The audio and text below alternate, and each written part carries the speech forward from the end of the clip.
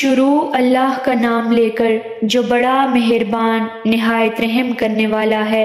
اے پیغمبر صلی اللہ علیہ وآلہ وسلم، مسلمانوں سے کہہ دو کہ جب تم عورتوں کو طلاق دینے لگو تو ان کی عدت کے شروع میں طلاق دو اور عدت کا شمار رکھو، اور خدا سے جو تمہارا پروردگار ہے ڈرو۔ نہ تو تم ہی ان کو ایام عدت میں ان کے گھروں سے نکالو اور نہ وہ خود ہی نکلیں،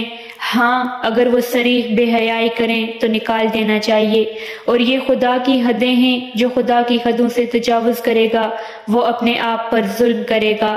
اے طلاق دینے والے، تجھے کیا معلوم شاید خدا اس کے بعد کوئی رجعت کی سبیل پیدا کرتے۔ پھر جب وہ اپنی میعاد یعنی انقضاء عدت کے قریب پہنچ جائیں تو یا تو ان کو اچھی طرح سے زوجیت میں رہنے دو یا اچھی طرح سے علیحدہ کر دو، اور اپنے میں سے 2 منصف مردوں کو گواہ کر لو، اور گواہو خدا کے لیے درست گواہی دینا۔ ان باتوں سے اس شخص کو نصیحت کی جاتی ہے جو خدا پر اور روز آخرت پر ایمان رکھتا ہے، اور جو کوئی خدا سے ڈرے گا وہ اس کے لیے رنج و محن سے مخلصی کی صورت پیدا کر دے گا، اور اس کو ایسی جگہ سے رزق دے گا جہاں سے وہم و گمان بھی نہ ہو، اور جو خدا پر بھروسہ رکھے گا تو وہ اس کو کفایت کرے گا۔ خدا اپنے کام کو جو وہ کرنا چاہتا ہے پورا کر دیتا ہے۔ خدا نے ہر چیز کا اندازہ مقرر کر رکھا ہے، اور تمہاری مطلقہ عورتیں جو حیض سے نا امید ہو چکی ہوں، اگر تم کو ان کی عدت کے بارے میں شبہ ہو تو ان کی عدت 3 مہینے ہے، اور جن کو ابھی حیض نہیں آنے لگا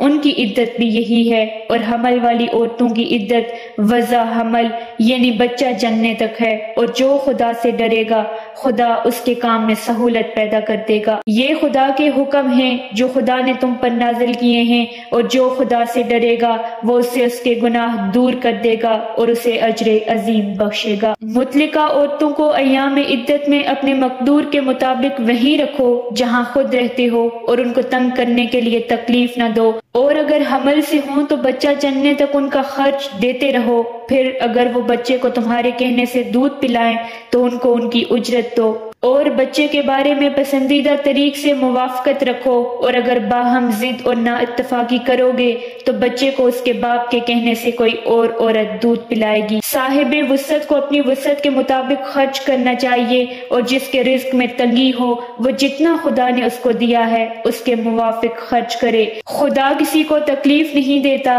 مگر اسی کے مطابق جو اس کو دیا ہے، اور خدا عنقریب تنگی کے بعد کشائش بخشے گا۔ اور بہت سی بستیوں کے رہنے والوں نے اپنے پروردگار اور اس کے پیغمبروں کے احکام سے سرکشی کی تو ہم نے ان کو سخت حساب میں پکڑ لیا اور ان پر ایسا عذاب نازل کیا جو نہ دیکھا تھا نہ سنا۔ سو انہوں نے اپنے کاموں کی سزا کا مزہ چکھ لیا اور ان کا انجام نقصان ہی تو تھا۔ خدا نے ان کے لیے سخت عذاب تیار کر رکھا ہے۔ تو اے ارباب دانش جو ایمان لائے ہو، خدا سے ڈرو۔ خدا نے تمہارے پاس نصیحت کی کتاب بھیجی ہے اور اپنے پیغمبر بھی بھیجے ہیں جو تمہارے سامنے خدا کی واضح المطالب آیتیں پڑھتے ہیں، تاکہ جو لوگ ایمان لائے اور عمل نیک کرتے رہے ہیں ان کو اندھیرے سے نکال کر روشنی میں لے آئیں، اور جو شخص ایمان لائے گا اور عمل نیک کرے گا ان کو بہائے بہشت میں داخل کرے گا جن کے نیچے نہریں بہہ رہی ہیں، عبدالآباد ان میں رہیں گے۔